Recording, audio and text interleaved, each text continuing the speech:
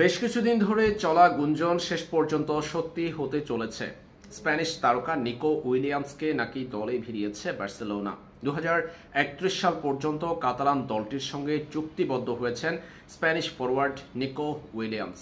Nico Williams বর্তমানে আছেন athletic ক্লাবে। অ্যাথলেটিক বিলবাওকে নাকি তিনি জানিয়ে দিয়েছেন তিনি অ্যাথলেটিক ক্লাবটি ছেড়ে চলে যেতে চাচ্ছেন বার্সেলোনাতে। তার এজেন্ট এবং তিনি নাকি এরই মধ্যে বর্তমান ক্লাবকে সেটি চূড়ান্ত করেছেন। তবে অ্যাথলেটিক ক্লাব এখনই নিকো উইলিয়ামসকে যদি ছাড়তে চায় সেই ক্ষেত্রে রিলিজ ক্লোজের পুরো অর্থ দাবি করছে তারা। নিকো উইলিয়ামসের চুক্তি রয়েছে অ্যাথলেটিক ক্লাবের সঙ্গে 2027 সালের জুন পর্যন্ত। এই সময়ে তার রিলিজ ক্লোজ ধরা হয়েছে 58 মিলিয়ন ইউরো। এই অর্থ দিয়ে কাতালান দলটি 2027 সালের আগে যদি নিকো উইলিয়ামসকে চুক্তিবদ্ধ করে সেই ক্ষেত্রে এই অর্থ পুরোটাই দিতে হবে বার্সেলোনা নাকি এর মধ্যে 2031 সাল পর্যন্ত চুক্তি করেছে, একটা মৌখিক চুক্তিতে পৌঁছেছে নিকো উইলিয়ামসের সঙ্গে।